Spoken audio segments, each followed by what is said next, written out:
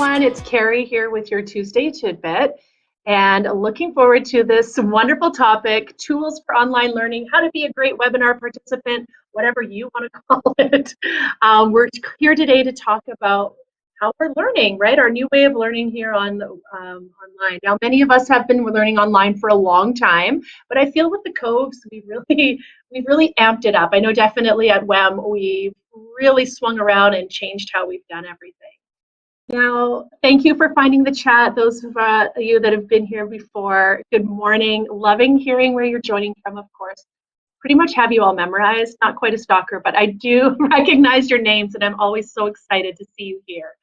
I don't know about you guys, but this morning I walked out to my car and I was like, what is this? Because I actually had to scrape windows. Like, not cool. Now that it's -4, I don't know what to do with myself.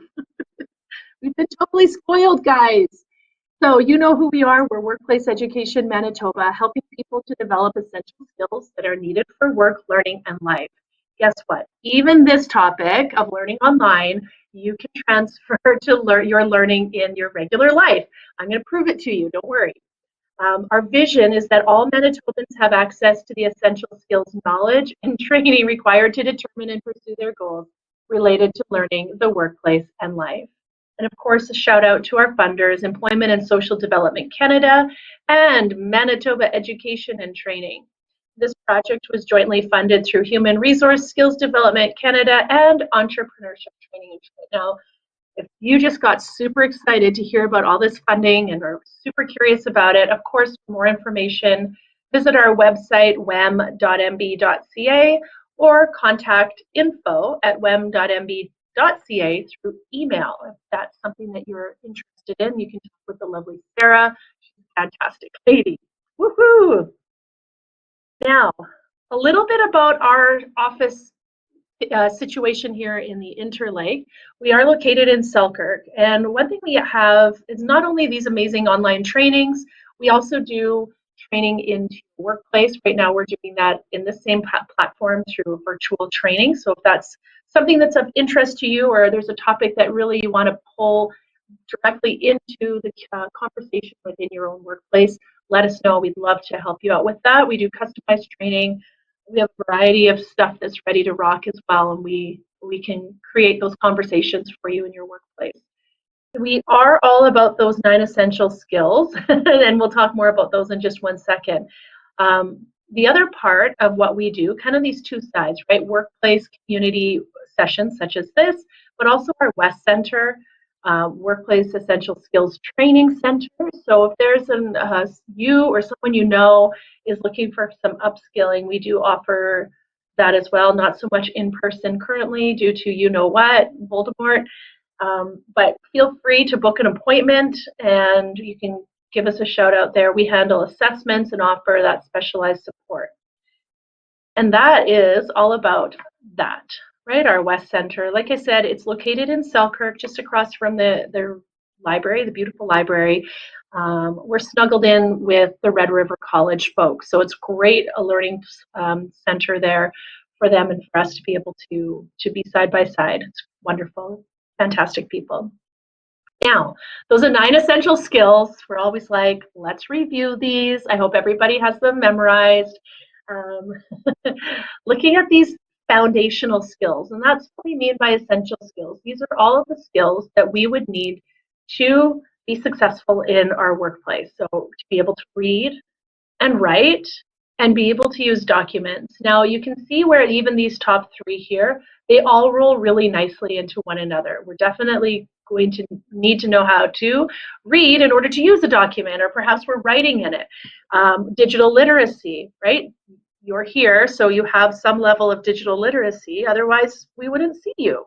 Plus numeracy, or math, oral communication, which some of you may know we have a session coming up today, and if you missed signing up for that or it didn't work for your schedule, let us know and we'll plop it on our schedule for our upcoming spring offerings, okay? We're always looking to know what you guys want, right? We don't want to just throw stuff out there. We want to hear from you what's important to you and what you would like to learn more about. At our bottom layer here, working with others, thinking skills, and of course, continuous learning.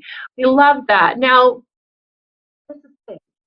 You can see, as I mentioned, how these all roll one into another. And today, when we're talking about learning online, there are a few of them that we'll be working with. Number one, digital literacy pops off the page, working with others, being able to create a learning community, reading, possibly writing, and oral communication, especially in our sessions where we're able to have our mics on, we have nice, juicy conversation that way. So these are the top ones we're hitting on today, and of course, continuous learning. Now, we attend training programs for all sorts of reasons, right? We might want to upgrade our skills, learn new things, or take longer term training to change careers or earn an advanced degree.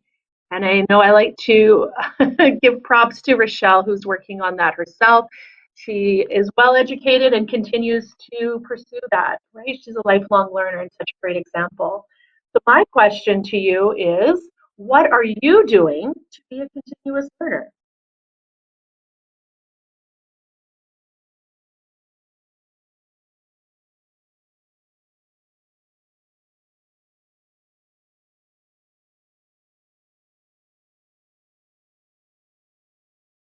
Taking these classes. Thanks, Elin. Yeah, of course.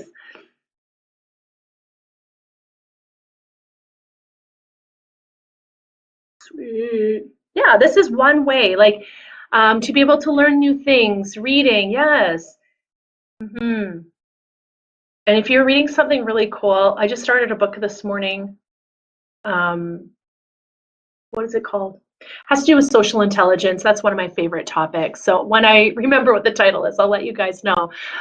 It's written by two people that worked in the White House, and so it's interesting. They're talking about all sorts of characters that come and go through there as their guests. So it's kind of fun. Always looking for those opportunities to learn more. Mark, taking classes, developing my own learning package. Yay! Yes. Mm-hmm. All online, Kathy. Yeah, totally, right? Looking for those opportunities to learn. And there is, I would agree, there's always so much to learn. And I think one of the greatest things about living in our day and age is the amount of information that is available to us. So one of the worst things about living in our day and age is the amount of information that's available to us. And so being able, like Mark said, choosing his learning plan, building that learning plan, like how important that is, finding those things that really spark your interest. And sometimes, like I'm a big believer that many of us know our weaknesses. We just kind of like sweep them under the carpet. But maybe instead of like, I have to fix this weakness, maybe we find a book or something or an article that will help nudge us in that right direction, right? I think the first thing is awareness and then building off of that, of course. Mm-hmm. Tackling technology, yes, 100%. Um, like you guys have said, main thing we go to training is to learn something new or to improve a skill. But what determines how much you learn and how successful the training is the effort that you put into it. Now, think about what you want to gain from the program. I was in a learning session for myself the other day, and the gentleman said, you know, sometimes we think about this question, what's in it for me, in a negative way. Like we're all like, okay, what's in it for me? Like from a selfish attitude. But I think we need like, and this was his point, and I'm just kind of stealing it. We kind of need a little bit of that selfishness because it can help us to fill in those gaps, right? Those spaces that are in between our knowledge. And so when you're taking a training, even this one for today, think about what's in it for me? What do I want to get out of this? And certainly you'll learn skills you need to do your job better, but are there any other benefits there? So as you guys know, at the beginning of our sessions, we go through our intro, and 9.5 times out of 10, I will emphasize the point that this isn't just for the workplace, but it's for our lives, right? And so that's always my hidden agenda here, not so hidden agenda, that you're able to apply what we're talking about to all aspects of your life. So remember this, what's in it for me? What am I looking for? Now, as workplace trainers, Kelly and I were talking about this morning about workplace objectives. Like when we're writing, this is like insider information, right? So I might need Rochelle to pop on. I'm starting to choke, but getting excited. So our objectives, we always have to write learning objectives for the course. Well, why don't we do that for ourselves when it comes to taking training? Asking some of these questions. There's like 500 here. So, will the training improve your current performance? Will it open up new opportunities for you? Or will it give you a new competence that you need, right? One of those gaps. Will it provide necessary credentials or credibility in your field? We have a colleague that speaks on credibility a ton, Jessica LaRusso. If that's something you're interested in credibility in your workplace, let me know, send me a message. And on the note of yeah, go ahead. Carrie, one of the things that's so valuable about this particular slide is we might want to observe that Carrie is asking us questions instead of giving us orders. And this is actually the perfect way to determine your objectives. So when you're creating your learning plan, when you're doing some self-analysis, this method is one that Carrie teaches in other workshops too, to be able to ask the right questions in a respectful way of yourself and others so that you're able to advance your learning plan along. So carrying down through the rest of her list here, you know, will this objective advance my reputation and expertise? You could make that about your learning plan, or you could make that even about an office procedure. Will this XYZ procedure advance the company's reputation and expertise? Will successful completion of the program affect things to do with, you know, the things we all love, like paychecks? And how does it affect self-confidence, of course? So asking questions is a really wise approach in coming up with those learning plans.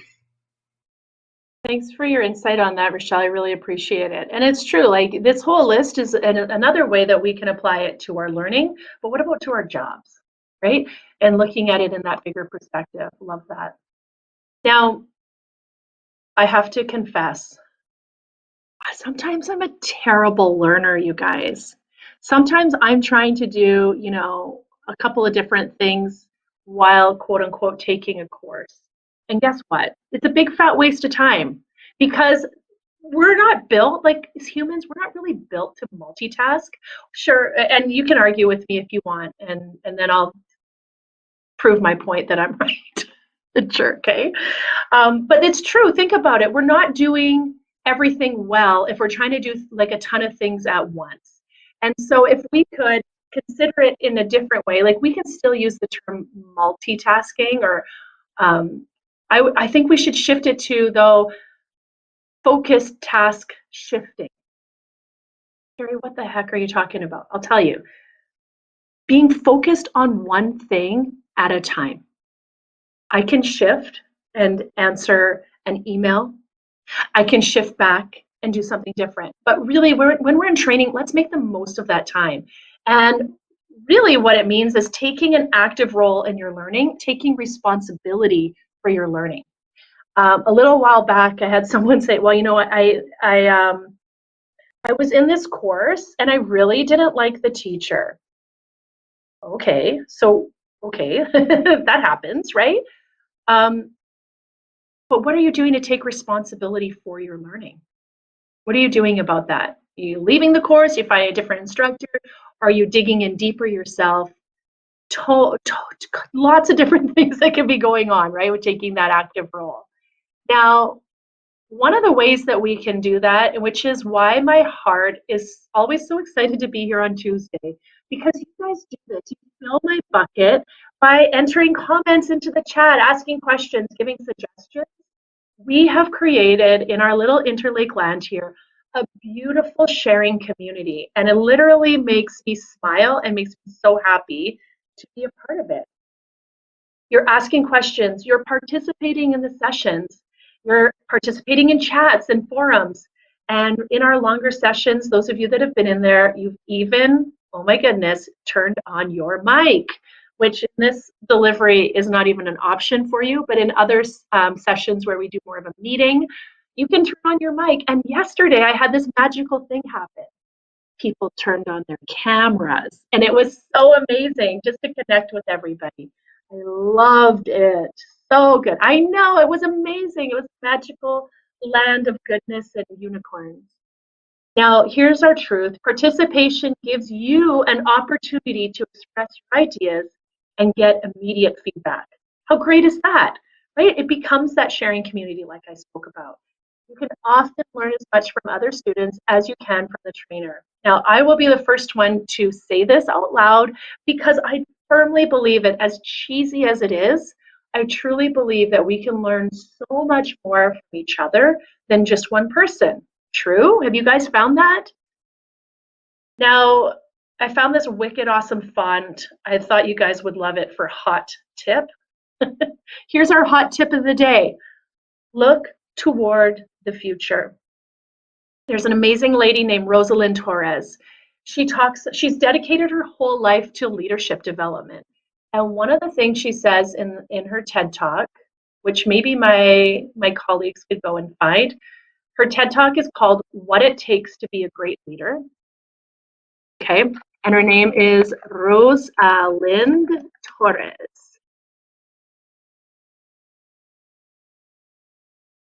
If you guys, someone could go and find this, whoever it is, doesn't matter to me, even one of our participants, someone could go find this.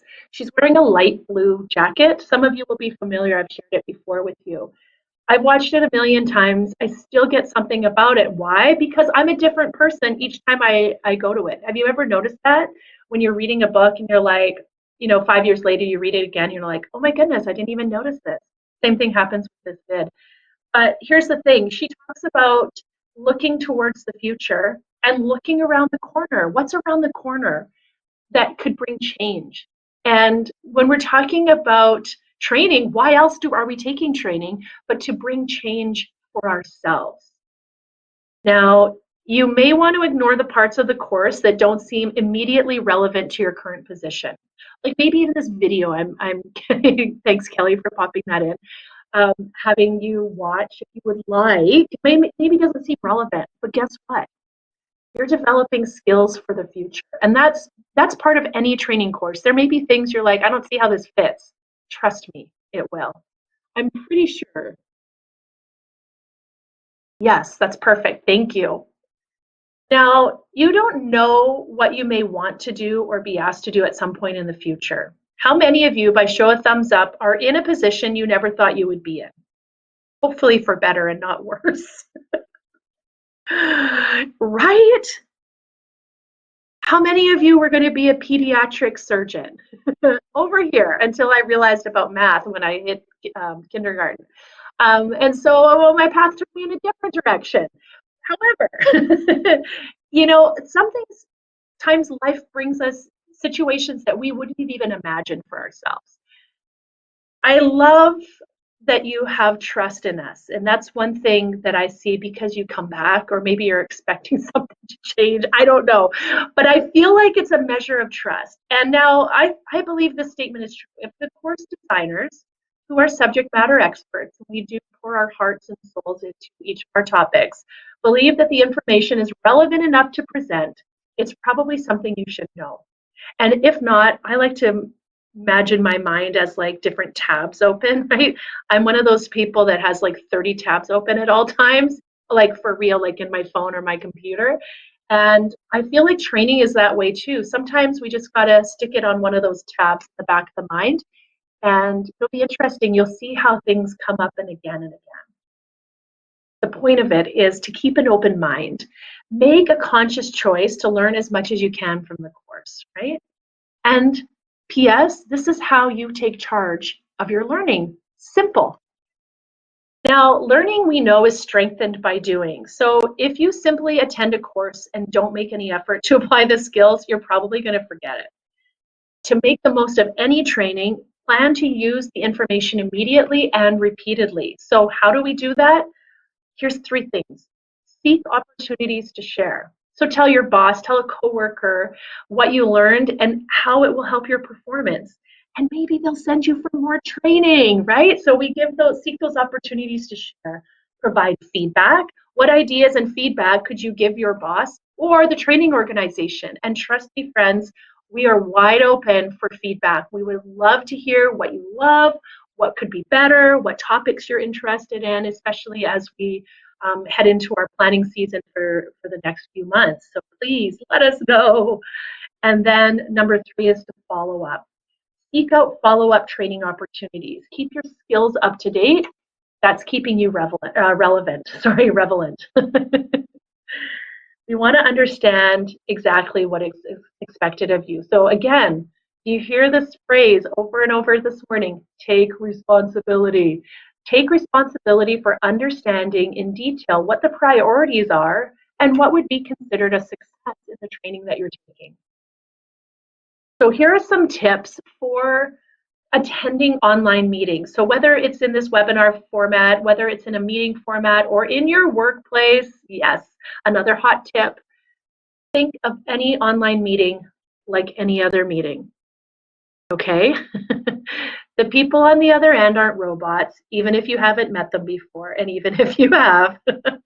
They're people, and they're present with you just like any other meeting. So give an online meeting the same respect you'd have around the conference table at the office. Although, guys, I did kind of eat half my lunch before we hopped on here, so my desk, in all honesty, is a bit of a mess. However, know better, do better, right? So next time I'll clear that. Respect the meeting. So what does this mean? Dress code? I'm sure we've all seen the videos, right? Especially that one where the guy, they're taking a break from their work and he has his, dress shirt on top and then his undies on bottom. Heyo, like not a pro, okay? So remembering dress code, punctuality, and preparation. These aren't just buzzwords. This is how we show respect. Even in an online meeting, you need to demonstrate that you respect their time just as you would respect your own. So true. Give attention to get attention. Have you ever been with, okay, so another book I'm reading has a kind of a swear word in it. It's not even kind of, it totally is. But it's let that stuff go, okay? And so last night as I was reading this, I find it really helps when I've got the busies in the mind to hear from another voice telling me to stop it, okay? They're like, simmer the chatty mind down so that the thinking mind and the observing mind has a chance. Now, what I was trying to say is that if you've ever been in a situation where you had some wonderful news to share or some terrible news and you just wanted to have a voice with someone and their response was, oh, okay, yeah, you know that they're not listening. People know when you're not listening, okay? Whether it's through body language or body language over the phone. I can't see you, but I think of that time when I was talking with my mom and she's like, are you not feeling well?